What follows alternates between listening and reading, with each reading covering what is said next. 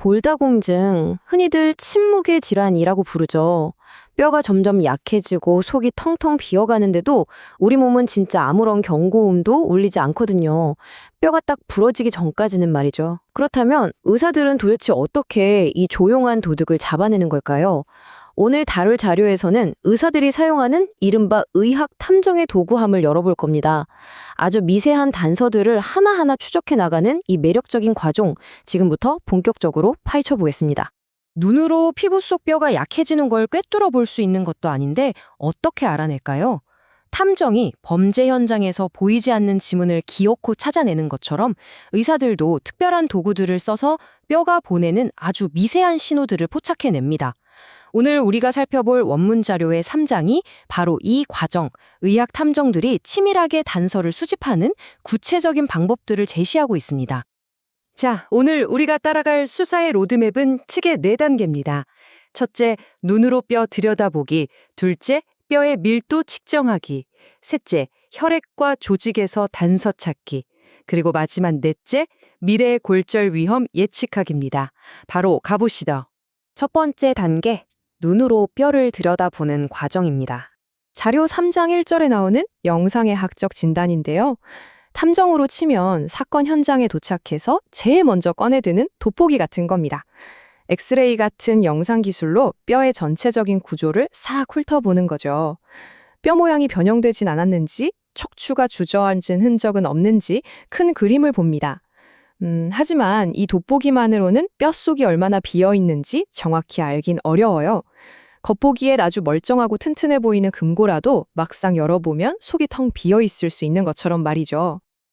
그래서 두 번째 단계로 넘어갑니다. 바로 뼈의 밀도 측정하기입니다.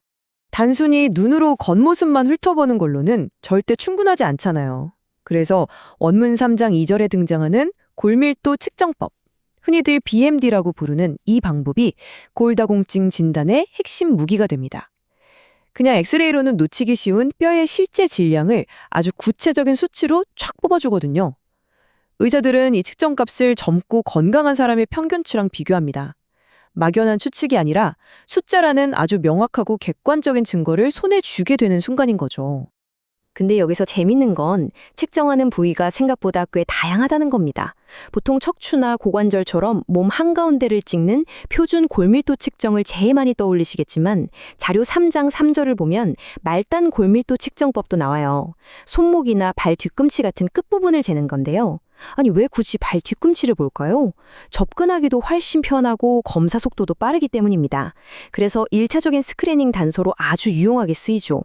중심부랑 말단부를 두루 확인하면서 수사망을 좁혀가는 겁니다. 세 번째 단계입니다. 이제 더 깊은 곳, 혈액과 조직의 단서를 찾으러 가보겠습니다. 엑스레이나 골밀도 수치만으로는 모든 상황을 100% 설명할 수 없을 때가 있거든요. 뼈는 그냥 딱딱하게 굳어있는 돌덩이가 아니에요. 지금 이 순간에도 끊임없이 스스로를 허물고 다시 짓는 과정을 반복하는 살아 숨쉬는 조직입니다.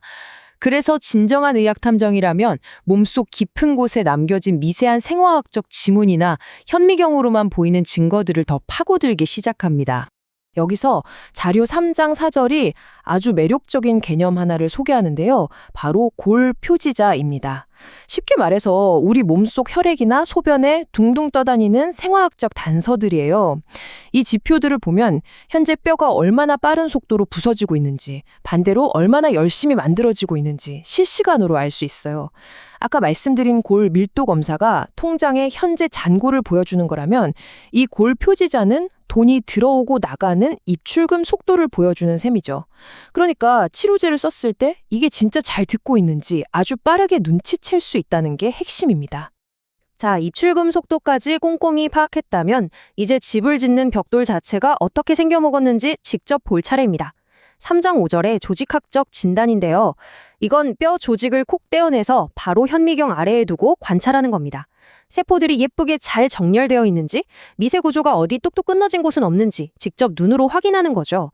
범죄 현장에 묻은 흙먼지를 고스란히 실험실로 가져가서 정밀 분석하는 거랑 똑같은 원리입니다. 궁극의 미세 증거 확보 방법인 셈이죠. 마지막 네 번째 단계입니다. 바로 미래의 골절 위험 예측하기 임상 진단입니다. 지금까지 이 수많은 단서들을 힘들게 모은 이유가 뭘까요? 결국 뼈가 부러지는 끔찍한 사건이 벌어지기 전에 미리 막으려는 거잖아요. 원문의 마지막 부분인 3장 6절에서는 이 모든 걸 아우르는 임상진단, 그중에서도 FRAX, 즉 프렉스라는 진짜 놀라운 예측 도구에 집중합니다. 탐정이 긁어모은 모든 단서를 슈퍼컴퓨터 프로파일링 시스템에 넣는다고 생각해보세요. 세계보건기구에서 만든 이 프렉스는 단순히 아유 뼈가 약하시네요 하고 마는 게 아니라 앞으로 10년 안에 당신 뼈가 부러질 확률이 정확히 몇 %인지 딱 꼬집어서 계산해 줍니다.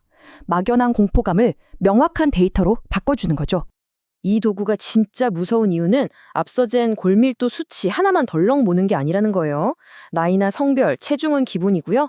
흡연이나 음주 같은 평소 생활 습관, 스테로이드를 먹는지 여부, 심지어 부모님이 예전에 뼈가 부러진 적이 있는지 같은 수많은 요인들을 하나의 시스템 안에 싹 다 통합합니다.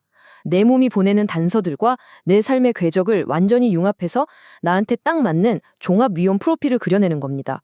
그야말로 수사의 완벽한 마무리죠.